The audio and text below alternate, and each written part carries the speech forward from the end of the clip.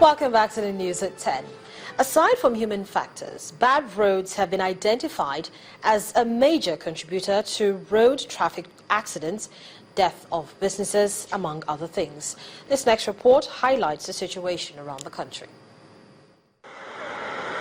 Going by the World Development Indicators 2015 report, Nigeria's total surface road network is put at over 193,000 kilometers as at 2004. A look at some of these roads on a regional basis leaves much to be desired. For instance, the East-West Road, which serves as the main link road for Rivers, Akwa Ibom, Bayelsa and Cross River states in the South-South, remains a source of concern for motorists.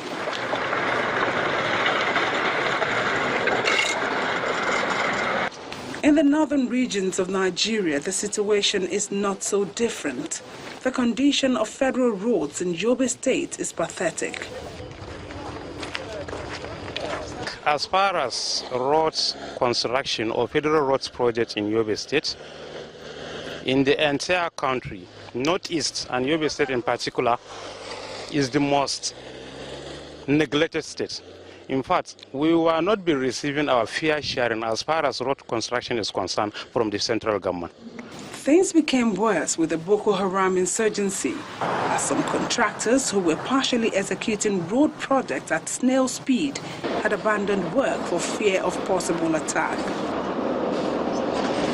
However, with the seeming improvements in the security situation, some contractors have resumed work, particularly at the Phase 4 and 5 of the dualization of the Kano-Maiduguri Road, which passes through Yobe with much concentration in Potoskum.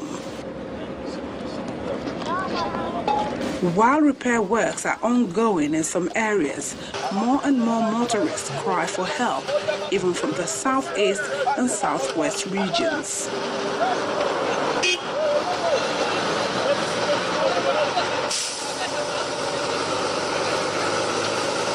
Yesterday now, 2 motor get accidents here where they rush them go FMC. 3 people die inside.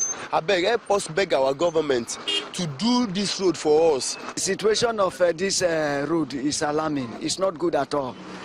At times there are a lot of hold up in this place that cause every other thing. With capital expenditure representing 30% of the total 6.06 trillion naira 2016 budget, many Nigerians expect better focus on road infrastructure at all levels in order to cut down on the number of lives lost or maimed owing to road traffic-related accidents.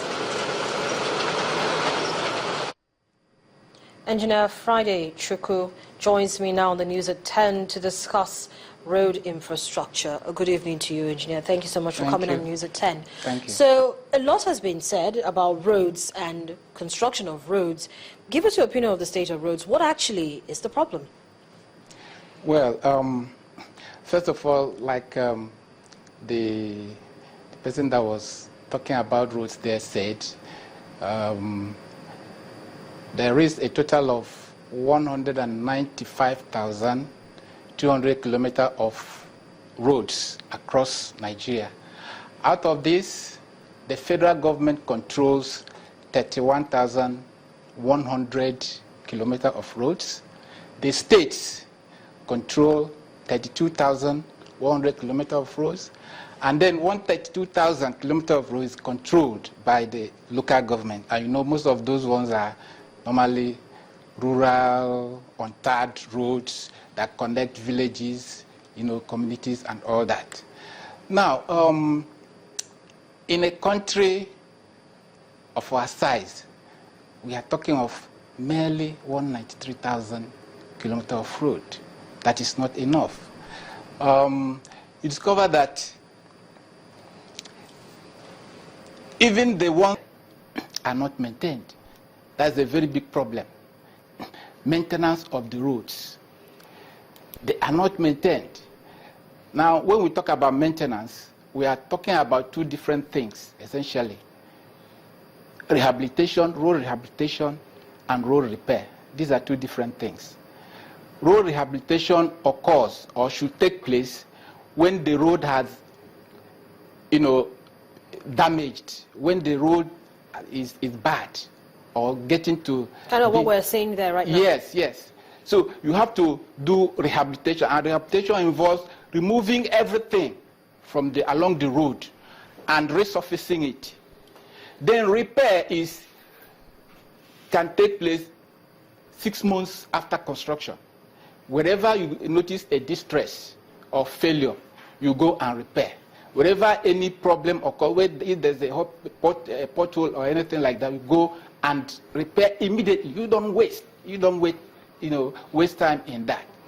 But every road has what we call a design life. Now, I am in my late 40s. Right now, I have not seen any new road in this country since I was, But then you see now they are trying to introduce the use of cement. The use of cement to construct roads. Now you look at the very deplorable roads are mostly in the south. Enugu to Port Harcourt, Lagos to Benin, Benin to Onitsha, Onitsha to Enugu, Onitsha to Owerri, and then you have Raju to Kotangora in the north, Niger State. All these are very, very deplorable. And the weather also affects, the deterioration of our roads. And there are so many things. Even awarding process, construction, the construction of the roads, the awarding processes, the usage of the roads. Do you think that the Minister of Power Works and Housing, do you think he's overwhelmed? Well, I think we need to give him some time. I think he will get through it. He will sit up, So there's what is called political contractors. They just give out these things to people who have no knowledge of engineering construction, no knowledge of road work. But then they give it to them, and then they employ engineers. They don't allow the engineers to do the work. But Engineer Chukwu, you just said now that we should give the Minister of Power Works and Housing, that's administrative. Yes, you should allow him to settle down and he will pick up. Yes. But then in picking up, he's going to be liaising with professionals and those qualified on the job, engineers such as yourself. Yeah. And I've already asked you that question, that there's been this growing call for people to use cement in road construction. Yeah. That right now, it's the in thing. But taking a look at density, traffic density, for instance, and congestion, will it be wise to use cement for most of the roads that will be either rehabilitated, as the case may be, or repaired? Or should there be more usage of bitumen asphalt? We should be using the two for now. Now, they have their various advantages and disadvantages. The concrete is costlier, maybe costlier, and maybe more difficult to maintain. But the asphalt may be a little bit less in cost, and it may be also easier to maintain. But then the concrete also, it doesn't have problem with water. You understand? But asphalt has problem with water. With time, it deteriorates. More than concrete. So what I'm going to say is, we haven't really practicalized the usage of concrete roads. So let's see the one that they are doing now. Let them continue to do it, and then if there are opportunity to do other ones, let them do it. But I should feel that each of them has their various advantages and disadvantages, so we can allow them to go hand in hand. But this one is costlier. But the other advantage about concrete road is that it is durable. It's going to be more durable than asphalt. So now that we're in the raining season, it's having cement road is better for us right now. It's going to be better. Let me also tell you that the budgeting to road infrastructure has been very, very poor. The World Bank has said that for every 1% of increase in the budget, you know, it translates to a corresponding 1% growth in the GDP. So road construction, road infrastructure is actually a very, very big factor in determining the economic situation of a country and of any city. And investors, we are talking about FDI. If you don't have good roads, investors will find it difficult to come. Engineer Chukwu, thank you so much for coming on the News at 10. Yeah, you're welcome.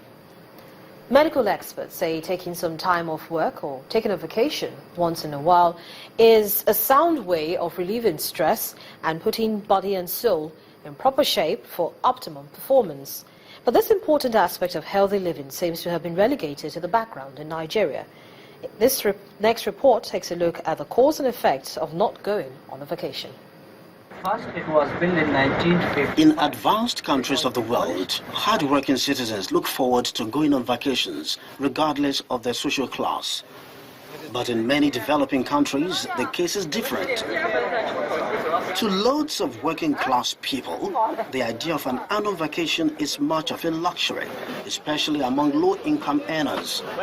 This middle-aged man says he has not gone on a vacation in the last 15 years. The economy is too bad. I'm struggling to make no ends meet. How can I go and live? If I go and live, who will give me something to feed my family when I go? Market people don't normally go and live like that. It's only that the government worker that used to go and live, because if you leave your shop closed, how can something enter? But if you open your shop, that is the time that something will enter. However, many people have attributed this to poor economic conditions in the country in recent times, which compel them to put in more hours of service from time to time. People are struggling hard to ensure that they make ends meet. So in the process, they don't even know if there is need to go and leave. And even the civil servants, at times when they apply for leave like that, what they are interested is to get leave allowance. And one way or the other, they will use that opportunity to still go ahead, probably doing one business or the other, to face it squarely.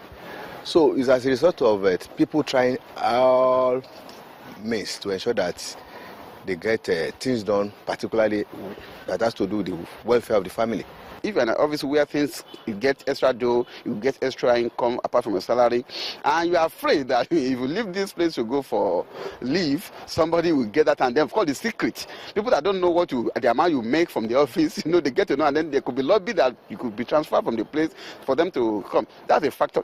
A World Health Organization report confirms that non-communicable diseases like heart disease, stroke, chronic lung diseases, cancer and diabetes are the #1 killer in the world today and are projected to kill about 52 million people annually by the year 2030. What is worse? The report says these diseases are prevalent in Nigeria and other African countries. Speaking on this subject matter, a former National Secretary General of the Nigerian Medical Association, Dr. Adewumi Alayaki, says not taking time off work has been responsible for a rise in non-communicable diseases among Nigerians, leading to untimely deaths in recent times. I think it's a pity that Nigerians don't see going on leave or taking rest from the work they do as something that is very, very important. Annual leave, you are not resting adequately. When you get to work the following day, you find out you cannot be at alert the way you're supposed to be. Your system are dying little by little. And when you look at the rate of stress-induced diseases that we have everywhere now, they are because of stress. Hypertension can come in, diabetes can come in, you have other diseases that can come in. Even psychiatric problem can set in because of stress. So that is why we need to take annual leave. And to reduce this to the barest minimum and increase productivity, Nigerians have been advised to cultivate the habit of going on vacation to ensure healthy living for sound body and mind. After all work and no play, they say, makes Jack a dull boy. You always have to strike a balance between work and leisure. But still ahead on the News at 10, American Sam Querrey shocks world #1 and defending champion Novak Djokovic in round 3 of the Wimbledon Championships. That's on Sports News. Please stay with us.